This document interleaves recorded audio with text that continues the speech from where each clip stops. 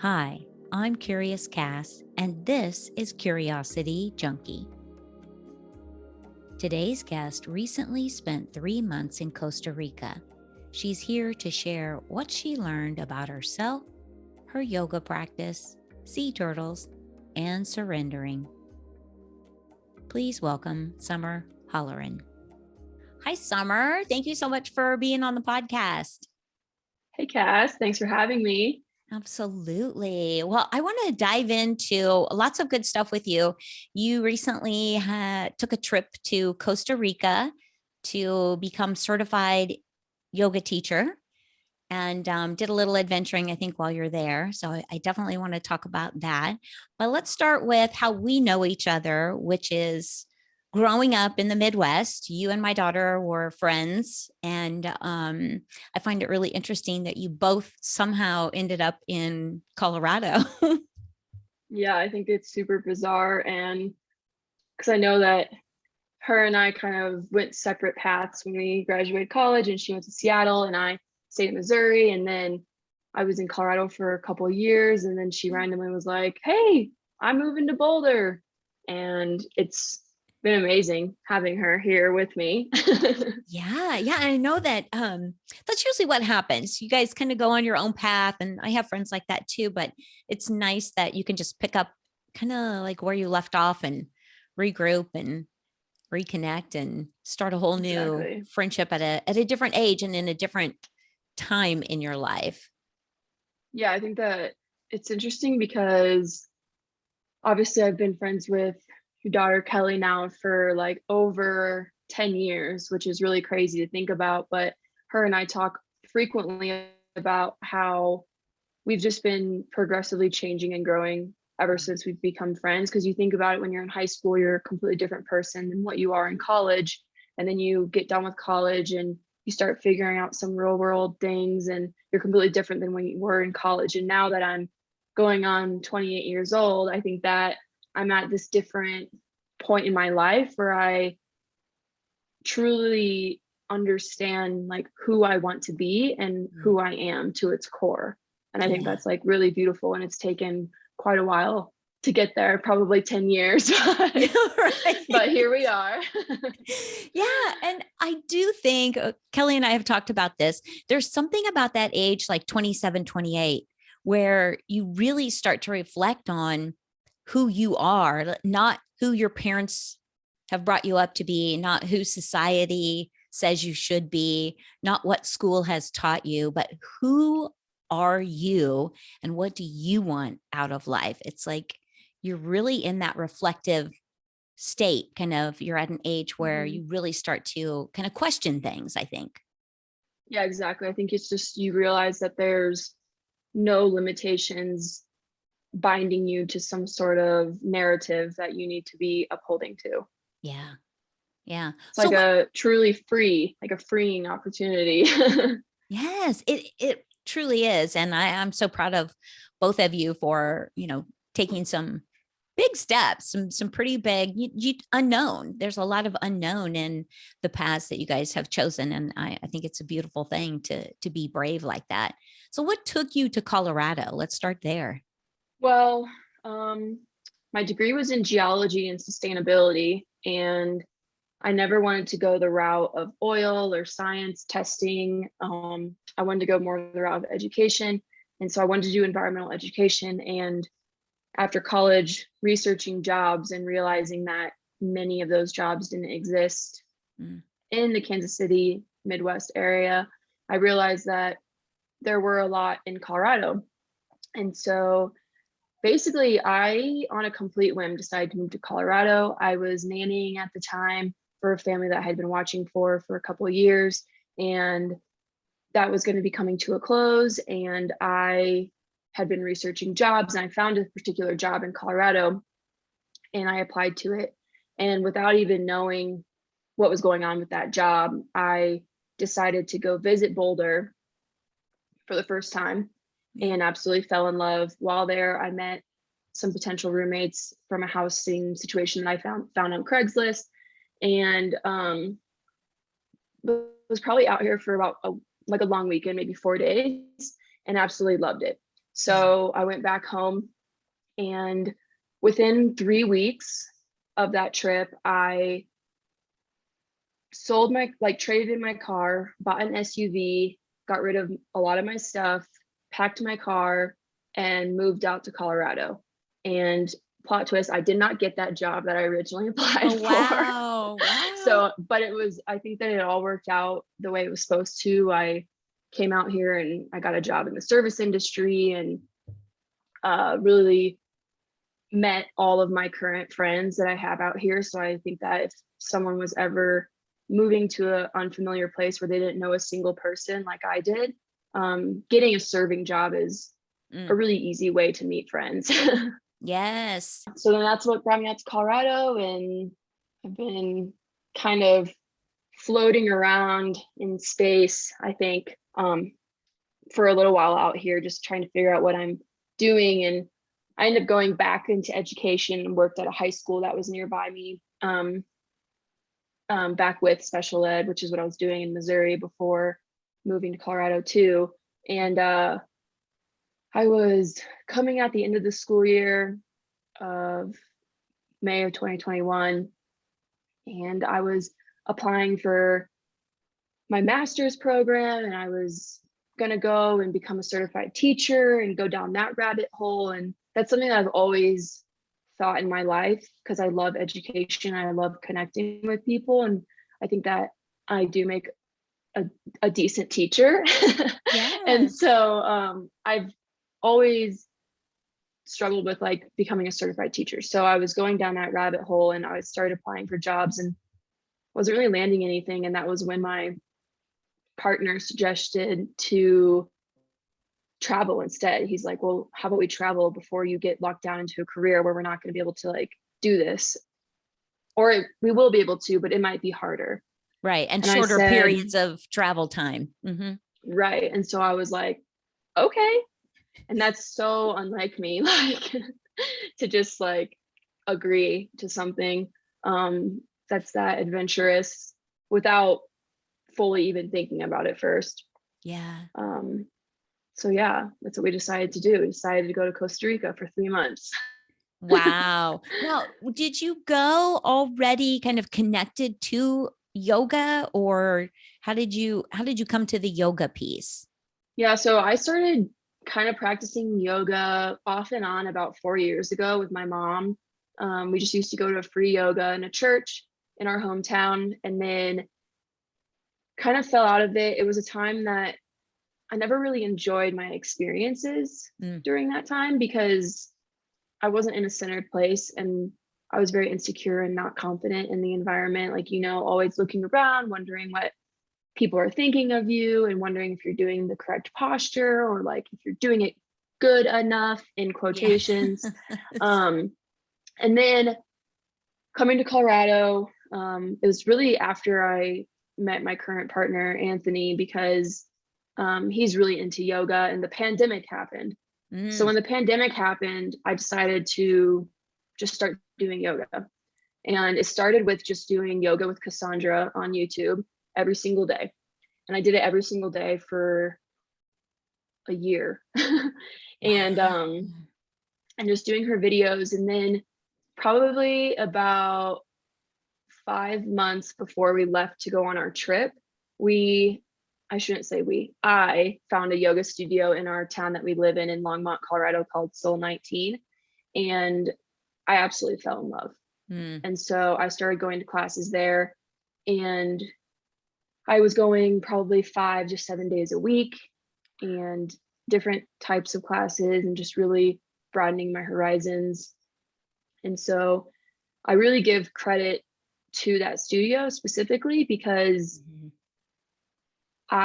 they gave me the courage to actually say, okay, it's time. Like, it's time to do a yoga teacher training. It's something, yoga teacher training has been on my mind ever since I started doing the YouTube video yoga classes. Yeah. And but I never felt like I was actually prepared for it, you know? Mm-hmm. And they say that you can go into a yoga program and actually have no experience at all, but I knew for me, I wanted to be able to have that background. And so, yeah, like going for those 5 months that frequently before the training, I think it really set me up physically and mentally and spiritually. Yeah, I have Have them to you thank. have you always been spiritual, or is that something that you've kind of come to through yoga or just later in life? Well, I think spirituality is an interesting concept Yes. because I don't think that it even necessarily means the same thing as religion. I don't No. really think that they like go two and two together. And a lot of times people get them confused. Mhm. Um, but I don't think I used to be a spiritual person. I used to kind of always believe that I think I used to always believe that like things happen for a reason and that maybe there's fate, maybe there's something, but I Mhm. never really trusted it.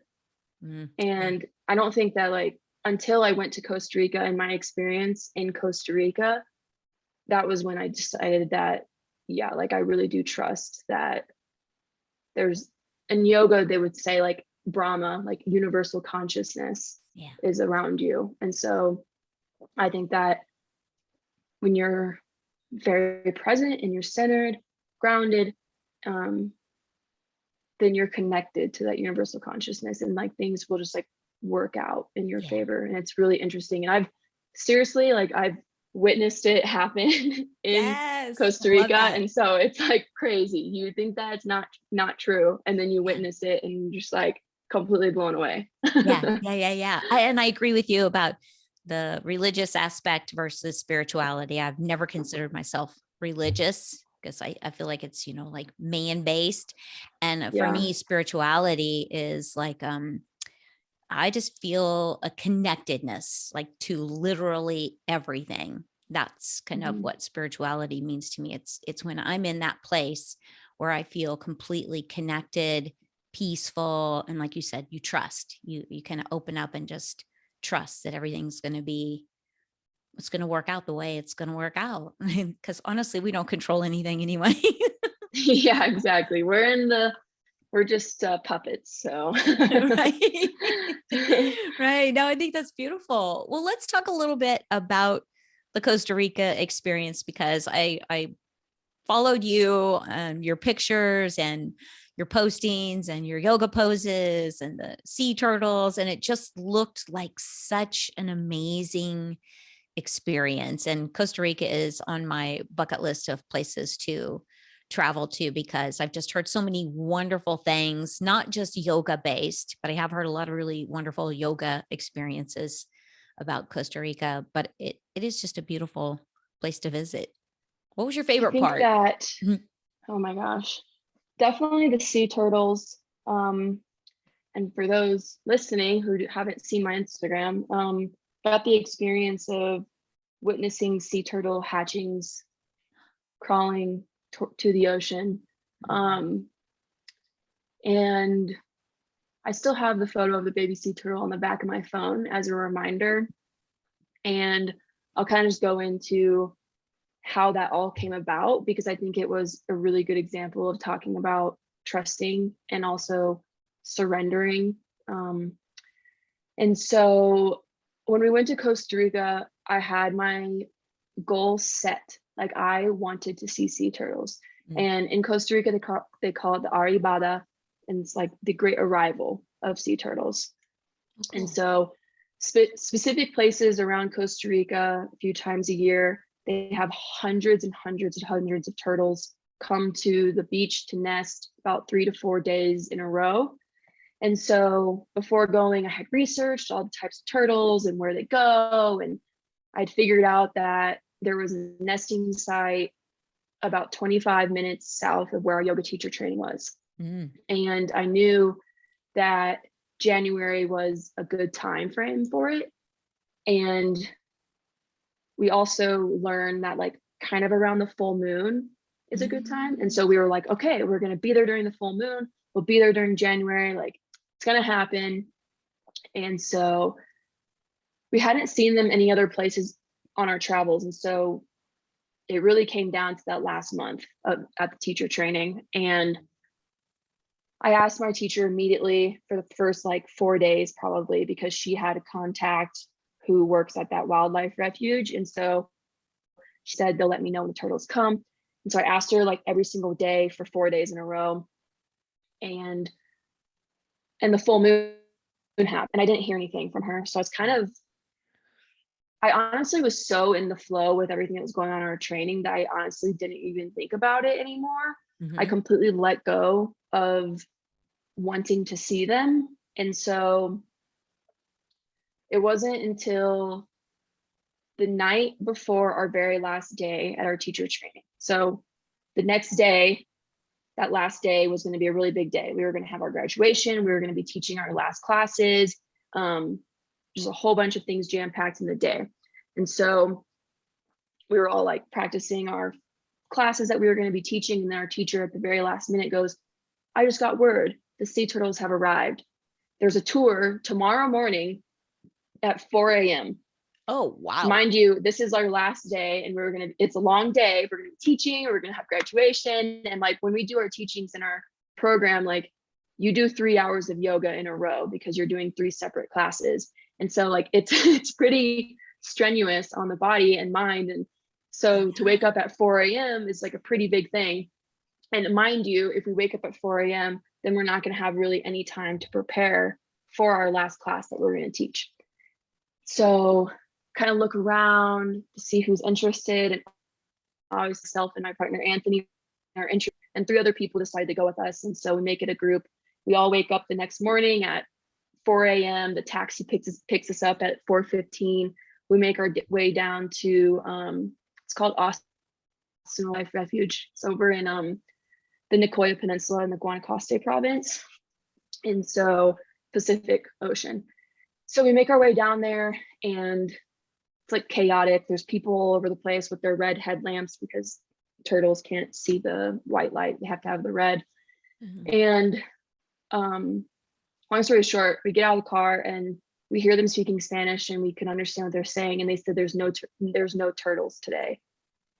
And so we were all like kind of standing there and we're like, well, what do we do? Do we still go? What do we do? And we're like, we're already down here. Let's go.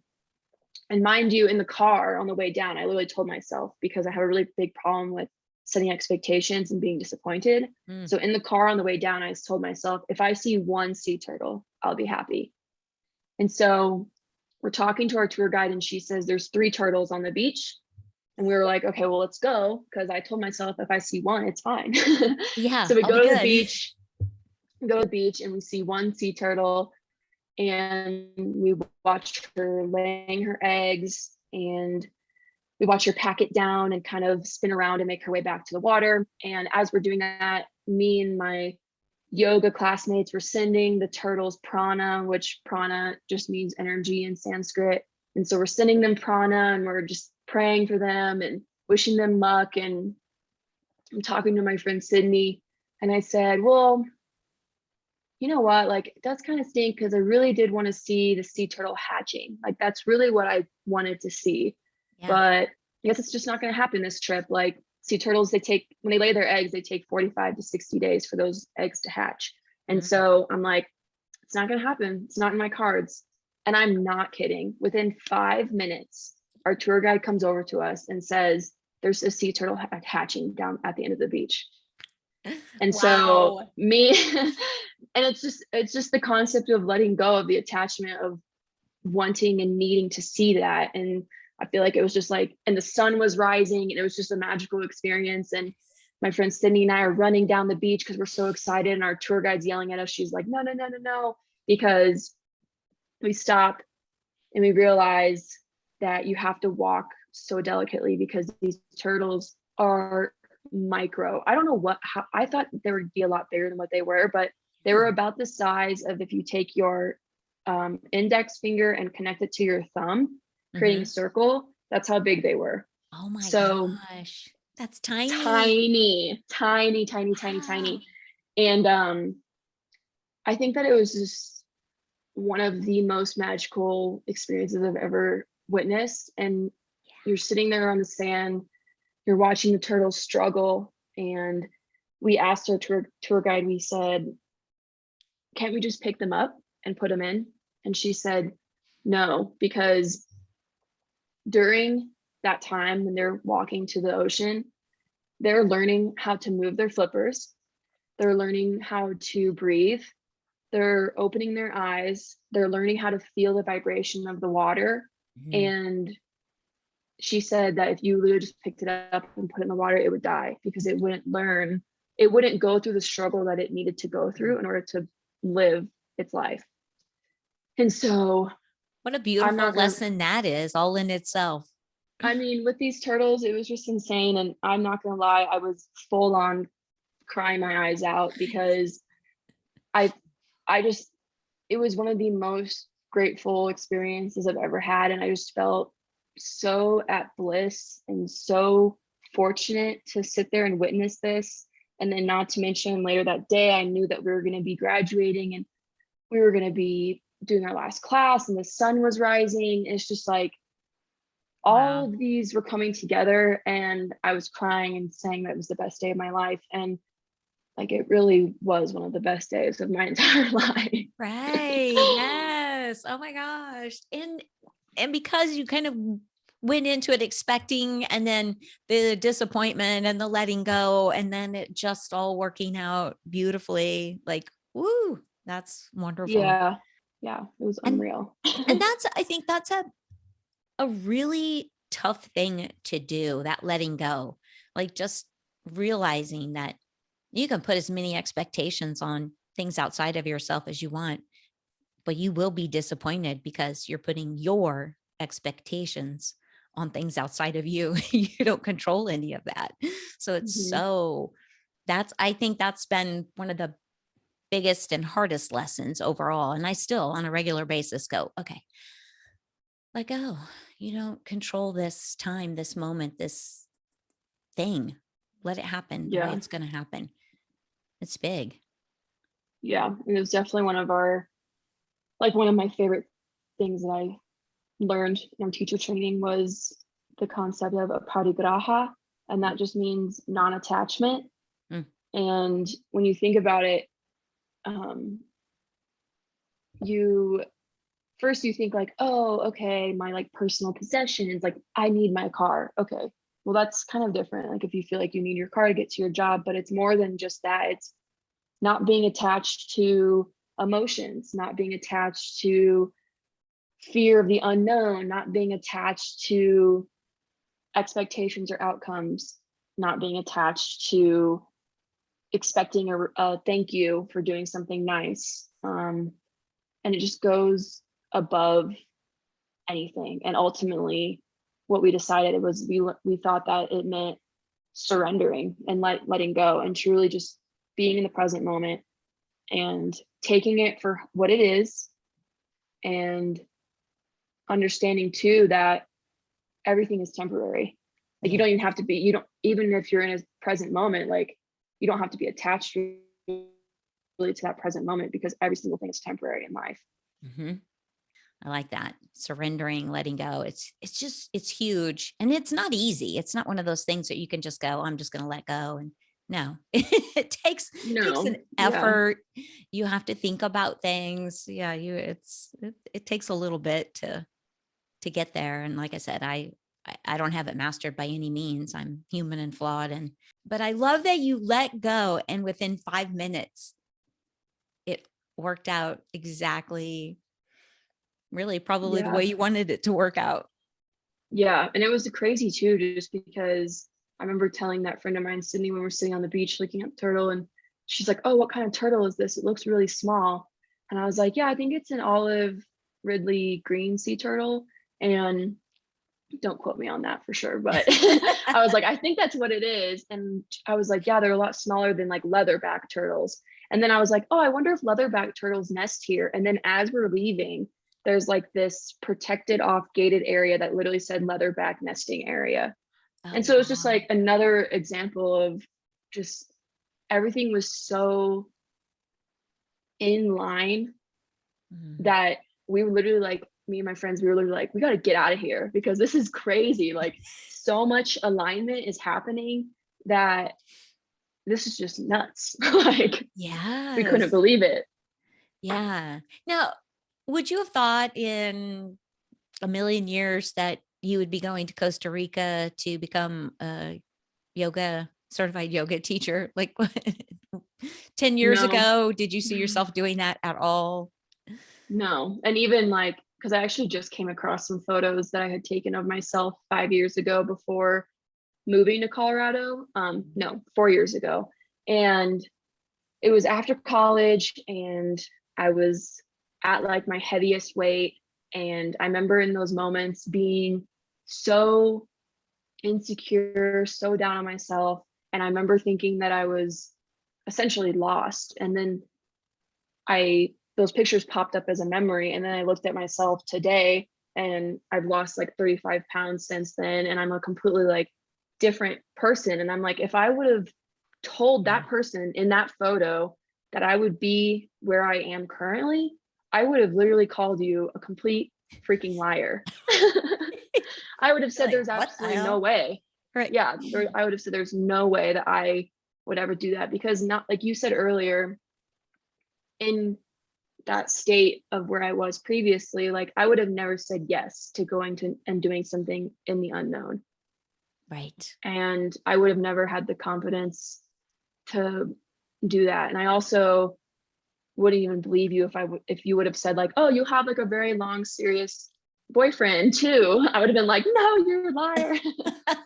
And so I think that, yeah, and you think about like everything, just I really do believe everything works out for a reason. And I am extremely grateful to be where I am currently. And obviously I'm not perfect. I'm a flawed person, like you said earlier, but I think that thus far, like I feel like I've really laid the stepping stones. Mm.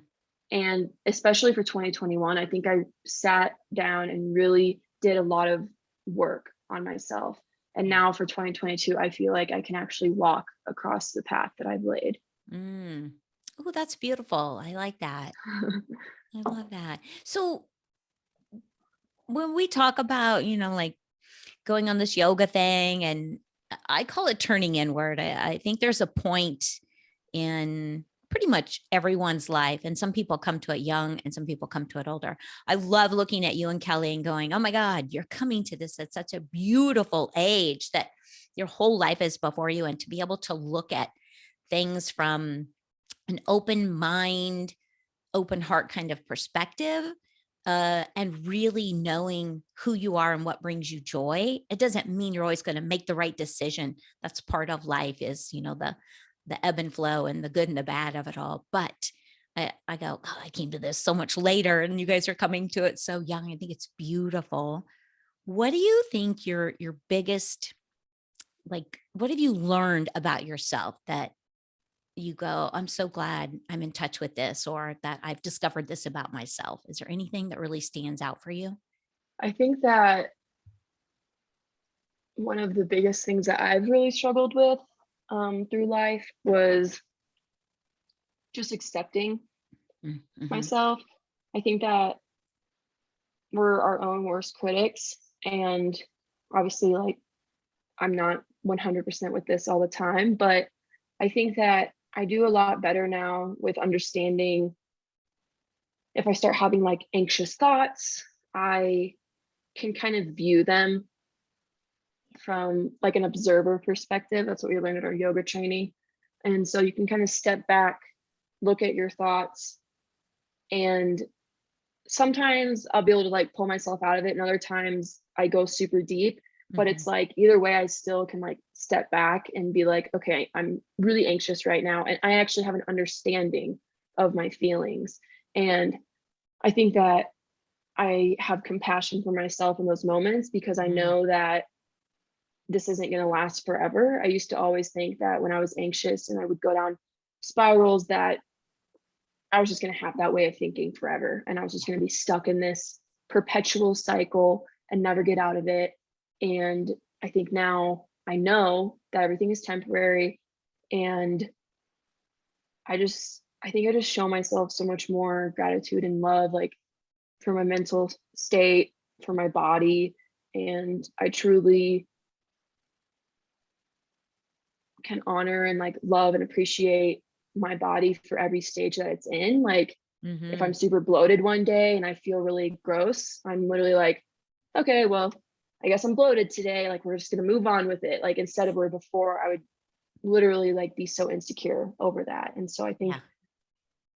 getting over those thoughts that really, really drag you down and understanding that you can just kind of like look at them and you don't have to feed them energy.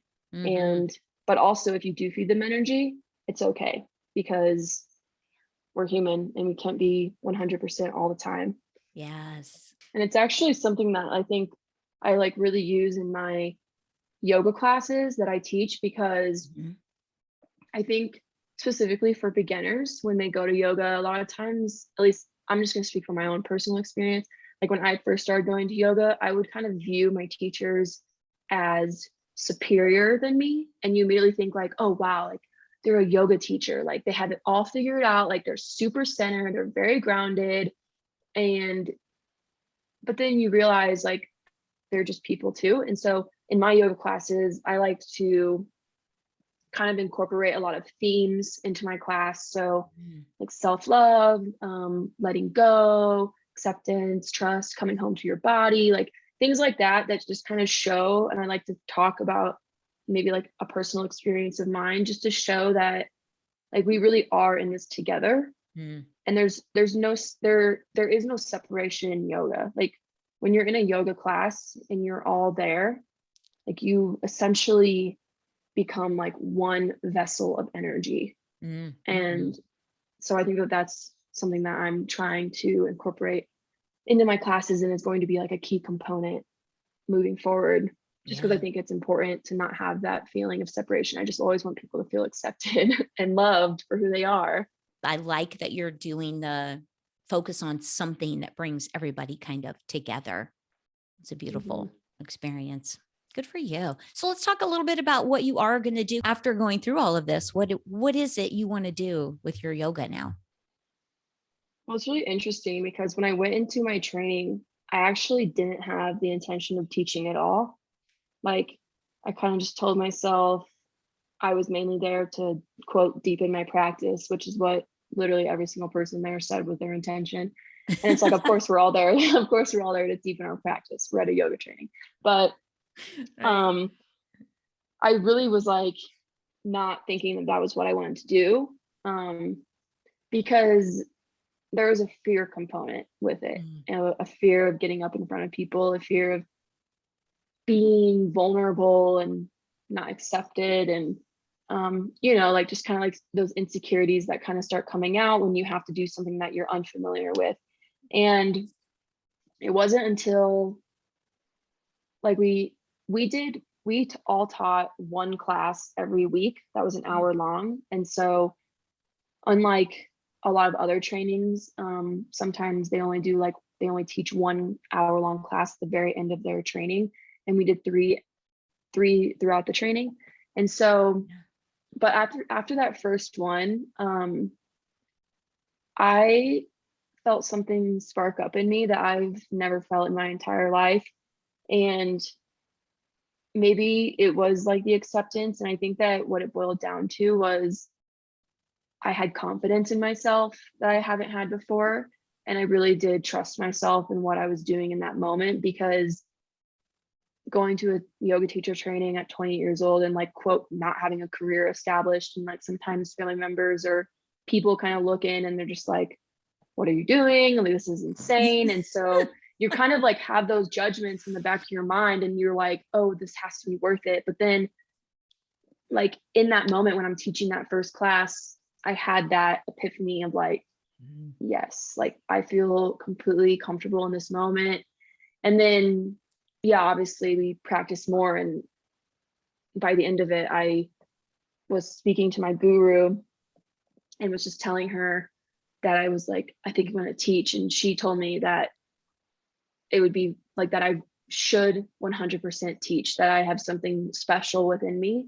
and mm, and then maybe she just says it to everybody, but I was grasping onto it pretty hard because I'm like someone who I appreciate reassurance in like the workspace and personal relationships and stuff. And so to hear my teacher telling me that like mm, she witnessed something in me that she knows I would be a really great teacher. And kind of what I'm leaning towards now, I just created a new Instagram for it called Summer Sunshine Yoga. I And love that. and that basically is, Summer Sunshine has been my nickname since I was a kid. So I just thought it kind of fit. And essentially what I want to do is maybe like one-on-one coaching in yoga to help people feel more comfortable and formulate specific plans for them to achieve their goals. And ultimately, the goal would be to have everyone find their inner sunshine, I like to call it, because Love it. yoga was what made me find my inner sunshine. Like, sure, my nickname has been Sunshine and Summer Sunshine since I was a kid, but I never believed that until now. Right. Yeah. You're like, I didn't really connect with it. It wasn't at your core who you believed you were, and now you do. Right, exactly. Yeah. Oh, I love Yeah. that. So you'll do more just like personalized one-on-one. I'm sure you'll teach some yoga classes too. Are you doing a little online as well, or are you really just focusing on individual? Yeah, I've kind of started doing virtual, just doing like some beta testing with my family members and close friends and such. And I think once I figure that out, then I'd like to do the one-on-one stuff. Because I think that there's like a really big need for that. And I think especially with beginners, and Yes. I mean, people, it can be for people at any stage in their life, because realistically, what I'm calling it is I'm going to be doing like empathy driven yoga asanas. And so essentially just a lot of themed classes that would get your mind to open up to some new concepts, and doing specific asana practices that would benefit that person. So like if they have a lot of trauma and they can't let go of the past, well, then we'd probably do a lot of like hip openers and a lot of hamstring type stuff, because those are the muscles and the joints that hold those emotions. And so I think that that's my dream job. Yes. And I have been getting like signs that I need to start small before we just like get huge with that. And quite frankly, I don't really know how to even go about that yet. So I'm just starting small with my virtual classes. And then once I get back down into Boulder, since I'm up in the mountains right now, once I get back to Boulder and kind of settled in, I'll probably teach at some studios and or do like yoga in the park and do some outdoor yoga and stuff like that. But I think yeah, in that's the cool. meantime, that's what I'm doing. Yeah, no, I think that's great. And I love that the advice was to take your time and really master the yoga you want to do and be. And that's awesome. I'm Thank so you. excited for you. Yay. Love it. Yeah, yeah, yeah. Well, it's funny because as you were kind of talking about your connecting with yourself and the confidence piece, and I do think that is a big thing for, I can only speak for the women female perspective, but I do think for young women, confidence is so important, and it is, everyone has it. We just have to connect with it, and that you found the strength. I think there's a thing in strength when you find that you're stronger than you think you are, there's confidence that builds, and then you can just kind of layer it from there. Yeah, I think it's great. Exactly. Yeah. And I think that like you can get very caught up in, because everyone has traumas Oh and gosh, yes. everyone obviously has a past. And I think that sometimes your body holds on to all those traumas and your mind does too, but a lot of times your mind tries to erase it. Yeah. And then things get popped up and you're triggered. But then at the same time, you have these suppressed memories, but you don't maybe always remember that you went through that to remind you that you are strong. And so you kind of just feel like, oh yeah, like, I don't Yeah. know, like I'm not I'm like insecure because I've never done this or that. And Yeah. Um, Or it wasn't that big a deal. And you're like, no, that was yeah, trauma. It's a big deal. Don't downplay that. exactly. Yes. Exactly. Yeah. Exactly. And it does. I think that's so important too. I love that you're learning all of this about trauma as well, that it does stay trapped in our bodies. We when we don't get to fully process it, it does stay trapped. And the hips, mine's like right now, all in here. That's immediately where I feel everything. But yeah, I think it's wonderful. I watched was telling Kelly about this. I watched a video on these guys tracking a polar bear, and they go after this polar bear. They shoot it, not shoot it, but they put it to sleep because Uh-huh. they're tracking it and getting some recordings off of it or whatever. But anyway, as they're done with all of their documenting stuff, the guy says, now watch, this polar bear is going to begin to shake, and he's going to shake, and then he's going to take two big deep breaths and release. And after that, he'll be in a calm state. Animals naturally process their trauma. He had been traumatized by the chase, the getting hit by the dart gun, all of that. And his body was naturally processing this trauma by the shaking, the breath, and releasing it. And as humans, we tend to not release that, not take a moment to really process it, to shake it off. To quote Taylor Swift, Yeah. to really literally shake it off and release it and take the breath and let it leave our body. And that's why some people experience, when they go through a traumatic experience, they may start shaking, and it's natural and it's a beautiful thing. Like, let your body do that. It's a release. But we tend to just hold on to it, and then it's just stuck in our body. Yeah. Are you familiar with the book, The Four Agreements Yes, one of by, my okay. favorite, Miguel. Yeah, it's Yes, literally my favorite please. book. And I think that that book is my Bible. I've read it multiple times, and I brought it with me to Costa Rica again. And I actually loaned it out to some people at my yoga training because, one, if anyone is listening, then they should read it, because not Yes. only is it extremely easy to read, it's literally like 7 chapters, but there's no extra fluff in it, and it's straight to the point. But I think that one of the number one things that I take out of that book Mm-hmm. that I find really interesting is that humans are the only species on earth that will like continually punish ourselves for the same mistake over and over. And that's essentially because we have memories. And so like anytime you have a memory, then you punish yourself over and over for it. Mm. And like you said, like they get stuck in your body. And that's just why yoga is so important, because yoga is obviously way more than just the physical movements. The Yes. physical movements are called asanas, which is essentially just the movement of energy throughout your body.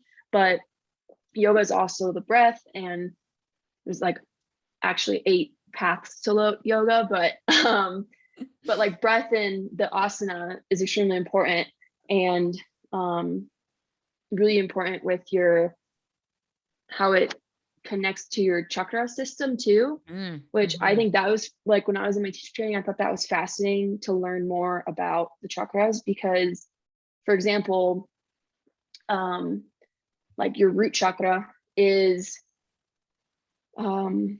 like your grounding, like your security, like you want to feel stable, your financial security, like at peace, comfortable with yourself, stuff like that. And I feel like I have personally always had a really hard time in that department, because I always feel very like insecure in money, in job, like in housing, in sometimes relationships, like stuff like that. And so my root chakra a lot of times is out of balance. And what's interesting is the root chakra being out of balance is directly related to symptoms of IBS.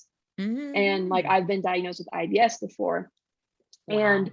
what's crazy is like when I've taken time to balance my root chakra, especially during our yoga teacher training, I didn't have any problems. Like you, so it's really like some people might think that it's like, ooh, chakra system, but Yeah. like I personally think that it's like very real. Oh yeah. And because we are just like energetic beings. And so like, why wouldn't you have different parts in your body for different energies. Like, you Hmm. know what I mean? And Yes. so, and I think that like one thing too is like your throat chakra is related to thyroid problems. So like a lot Mm. of autoimmune diseases are related to your throat chakra. So like if you have problems communicating or you're holding back or things like that. And so I don't Yeah. know, I just think it's like really, really interesting to learn about.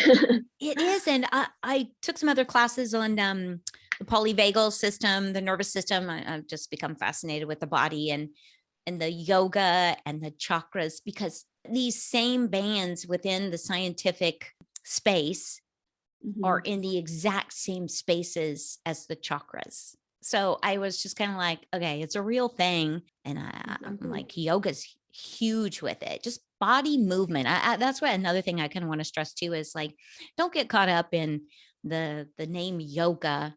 Think about it as just body movement. Yes, there's so much that goes into yoga, and there's a great history there, but some people kind of get intimidated by the yoga because they go, I can't put my feet behind my ears. That doesn't have to be your yoga. It's Right. about movement and kind of opening things up and releasing and yeah, connecting. And it's just amazing and beautiful. Yeah, I think that that's super important because people will often say, "Oh, I can't do yoga. I'm not flexible," or like, "Way, wow, you're way better at yoga than I am." And essentially, one, you don't have to be flexible to do yoga, and two, there isn't a good or bad with yoga because that's also part of um, some characteristics within yoga of like not having labels. And Yeah. so there is no good and bad because what I'm doing is just for me and what you're doing is just for you. And when people say like your body, your yoga, it Mhm. truly is your body, your yoga.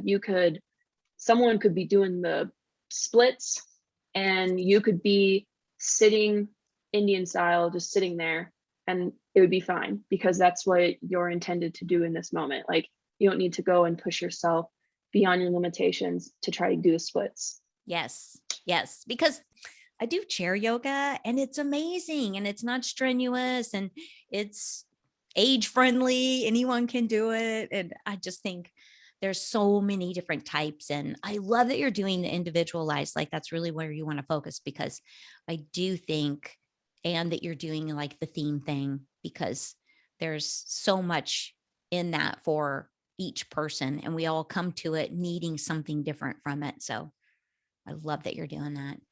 Yeah. And definitely Good for just you.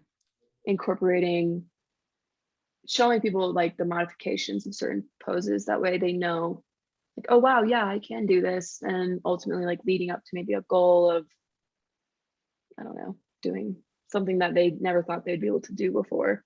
Yeah. And it doesn't have to be like flexibility either, because you can get so much more strength from your muscles from yoga too, just because you're utilizing the micro muscles and you're using like some of the larger muscles too. But a lot of times in like balancing postures, you're really targeting those micro muscles, Mm. and that can help you later in life with walking, something like as simple as walking, and strengthening those muscles could take tension out of your knee, could take tension out of your hip.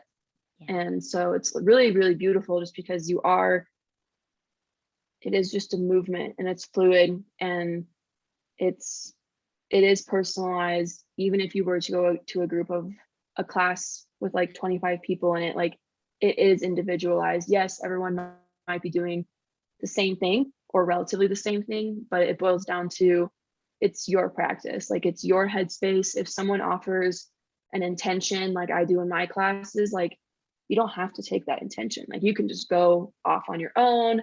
You can think of something else. Like, and I think that what's really nice is even if I offer an intention, every single person that I was teaching, they're all thinking something different. Absolutely. Yes. The same intention could be completely different for you and I. Like, no matter what you throw out there, where I take it internally will be a different experience. Yeah. Yeah.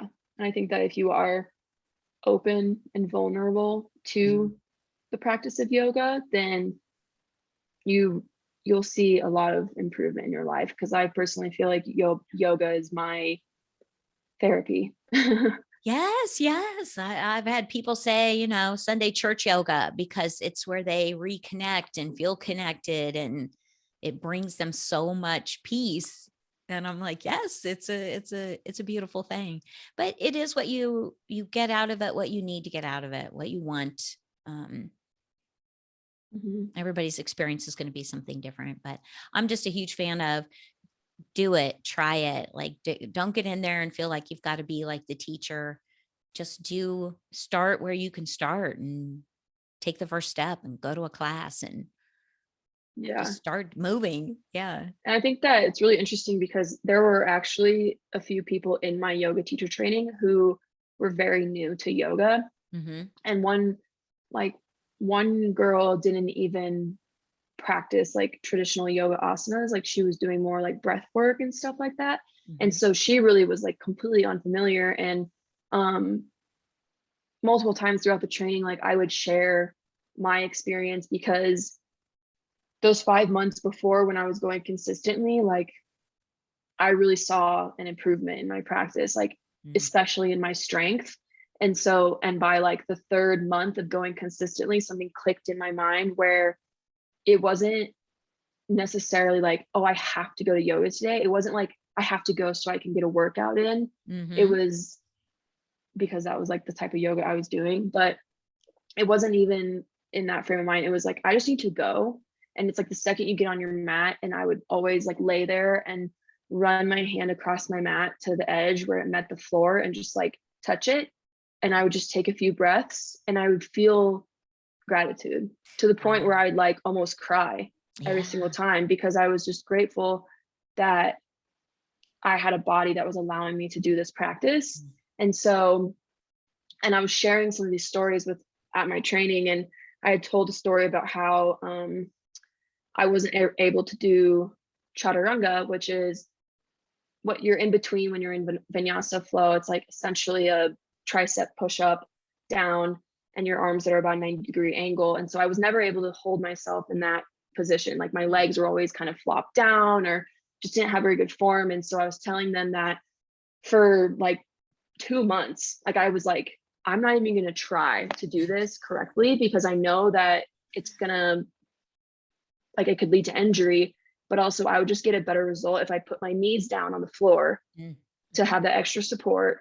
Then I can actually do it. And so I did that. Like, I listened to my body for 2 months.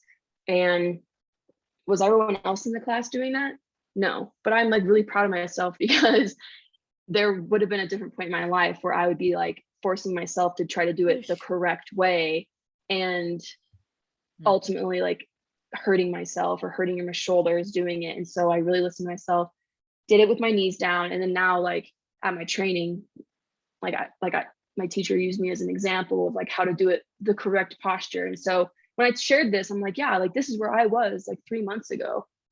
And these girls who had never done it before, they were like, what? Like, that's so inspiring. And my teacher appreciated me sharing those stories because I think it just boils down to the fact that, like, if you commit to something and you're consistent, like, you're gonna see results. Hmm. So you can't, if you want to be able to, if your goal in yoga is to be able to do the splits and you only practice the splits one time a week and Yeah. you want to be able to do it in like a month, that's just not going to happen Right. because you're not going to be consistent.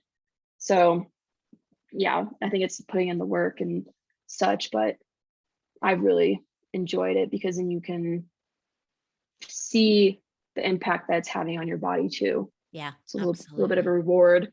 Yeah, and that's a key point is listen to your body.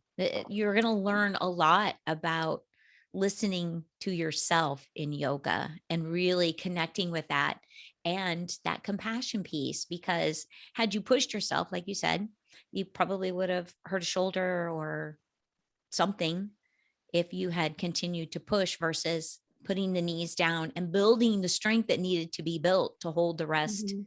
of the pose. Yeah. So it's like getting in tune with your body. I love saying it's your yoga, your way. Do only what you and your body choose to do today, because you're ultimately the one who knows what your body can do on any given day.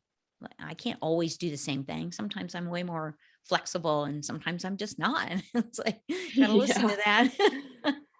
Yeah, absolutely. I think that one thing that we learned at our training was that as you go out into the world and you become a yoga teacher, it's really important to maintain your own personal practice. Mm, mhm. And our teacher was just kind of telling us that, like, a lot of times, I mean, she can't speak for everybody, but a lot of times people don't have a personal practice. They are a teacher and they're maybe teaching like 3 classes a day. So they may not want to do their own personal practice. But she was saying that it's so important to maintain your personal practice. That way, then you're in a centered position before you go and teach. And also so that you're aware of like your own body limits. That way, then like you're not going into a class teaching something that your body does not want to do. Mm, And mhm. so I think that that's um really important. And I actually, like, when I got back from my training, I kind of had a little bit of an injury.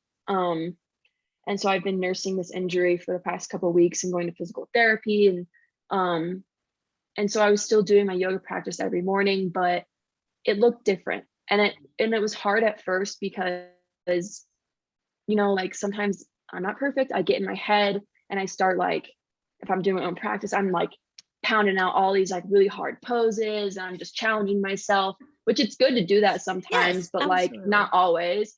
And you kind of like get caught up in your ego a little bit. And so you're like, whoa, I need to like dial it back here. Like my ego is very strong right now.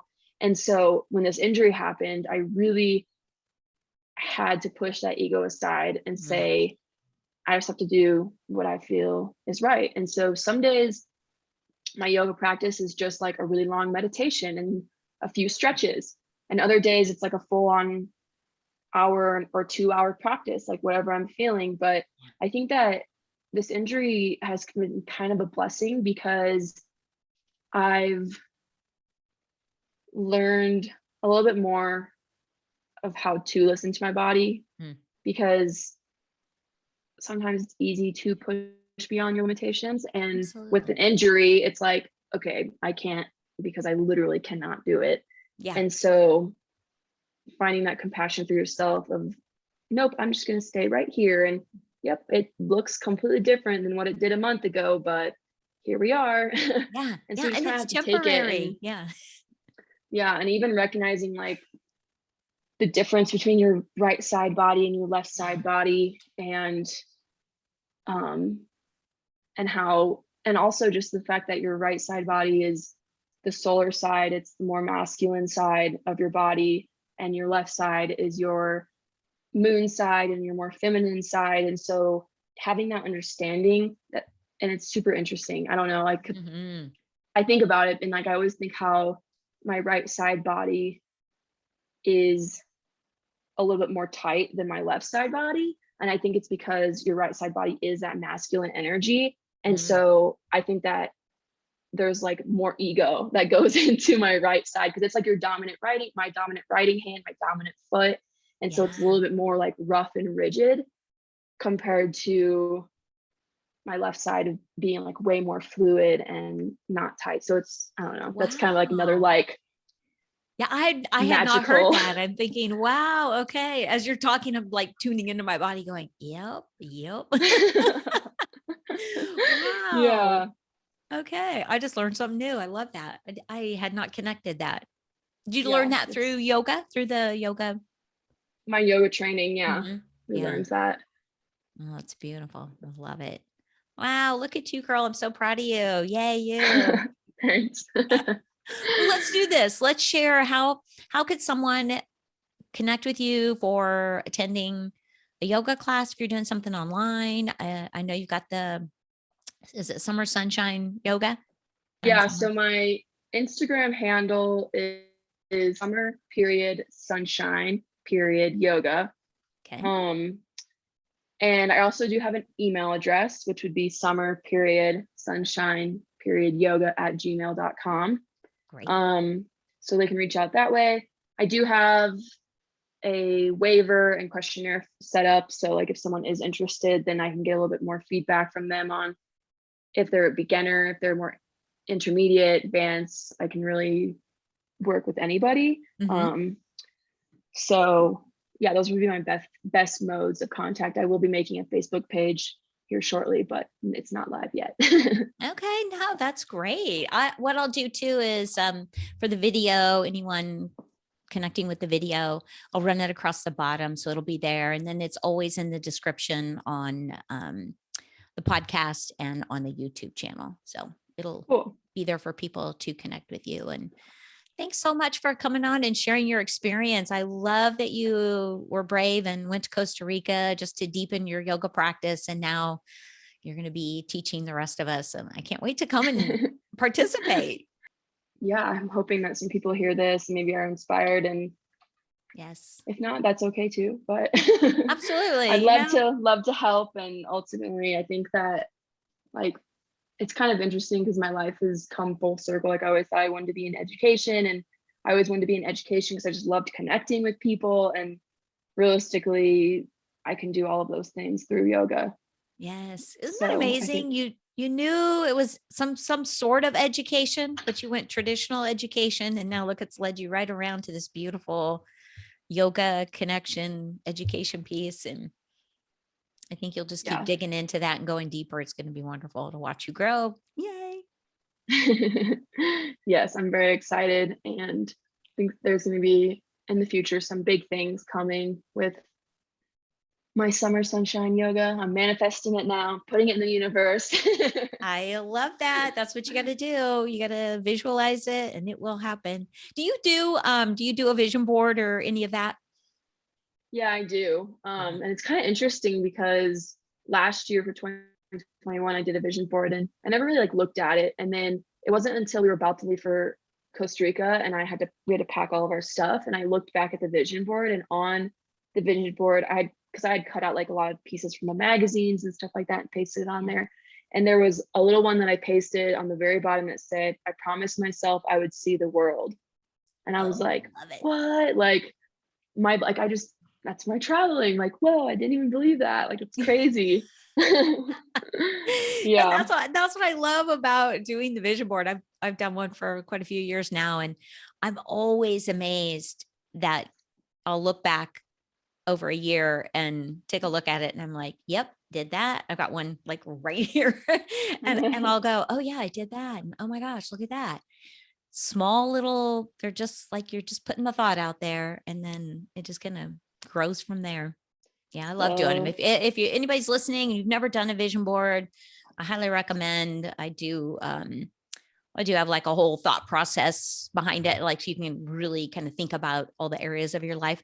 You can do that. But for the most part, it's basically grab some magazines, thumb through them, pull out words and pictures that speak to you, put them on your board. And it's amazing how it comes together because I've pulled stuff out before. And then when I go to put them on the board, I don't even use the ones that like but in a moment seemed really like a big deal. But when I go to put the board together, I'm like, isn't that interesting how it all came together? There's a yeah. lot of beach on mine right now. So I'm like, I can't wait to go to the beach. Yeah. What we did at our yoga teacher training too was like we all wrote down intentions Oh, for life after our teacher training. yeah. And in true yogic fashion, we put those in like a little coconut that floats, and we put them out into the ocean and we let go of it. We didn't have attachment to the intentions, because if you let go of it, then you're not like hyper fixated on it. Because yeah, Yeah. like because I don't know, Okay. you could always like make a vision board, and then if you look at it every single day, like remind you of your goals, but also like if you become hyper fixated on it, then that's not going to help anything. The universe would actually probably work against you in those moments. Yeah. Because you try to start controlling things. And Right, it's like exactly. that won't work. That's why I'm like, I look at it and I'm like, oh, I like the words on there. But I don't like go, oh yeah, I gotta do that. I just look at it and go, that is so cool. And then I go about it. And then Yeah, you'll come back in like 3 or 4 months and you look at it and you're like, oh, did that, been there. It's crazy. I love it. yeah, yep. We actually also did a full moon Oh, ceremony with some random people that I met in Costa Rica. They like walked up to me when I was having dinner, and there was two girls, and my partner and I went with them, and they were going to invite other friends too, but they all bailed, and it ended up just being like Anthony and I, and then the two girls, and then one of them, their partner also. And so it was like a very like small, intimate full moon ceremony. We had like cacao and we did yoga and did vision boards and did all sorts of things, but like it was just really crazy. And you were literally like, we were in the middle of the jungle getting chewed alive by mosquitoes, and you're with these like complete random people from Canada, Germany, and I think Spain, and you're just like, yeah. And it was amazing. Like I kept the vision board. I put it like in the back of my journal, and Cool. yeah, that was like one of my favorite moments there too, because it was just saying yes to something that I normally would have always said no to. Yeah. Isn't that amazing when you just kind of open up even just a little bit and start saying yes to things that scare you, that, like you said, you would normally say no to? It's amazing what it leads to, the next thing and the next thing. And so cool. Yeah. Love it. Hey, I was going to ask you too. Have you, so like traveling to Costa Rica and kind of experiencing different culture, did you connect with that? It's kind of interesting. Costa Rica is a very interesting country because we went all over the place, and I feel like unfortunately a lot of the quote culture of Costa Rica has kind of been lost.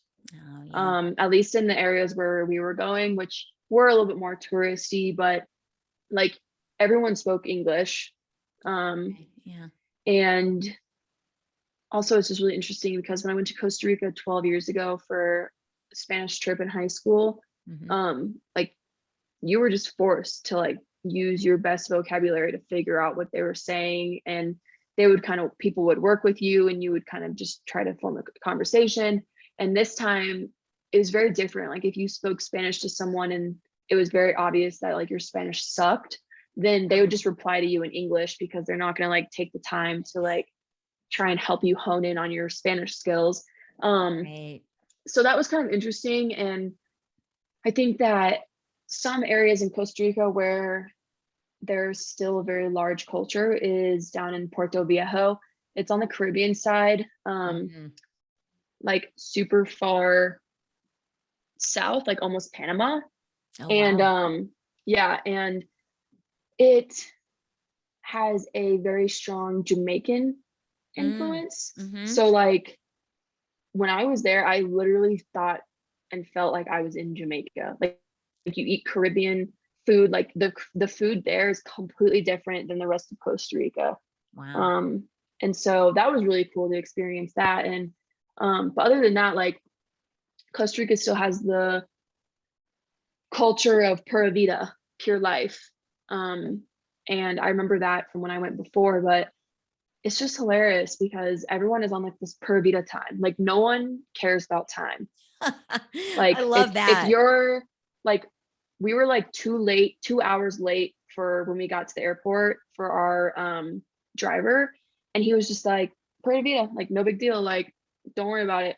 And we're like, being our classic Midwest selves, we're like, I'm so sorry, like I don't want to burden you.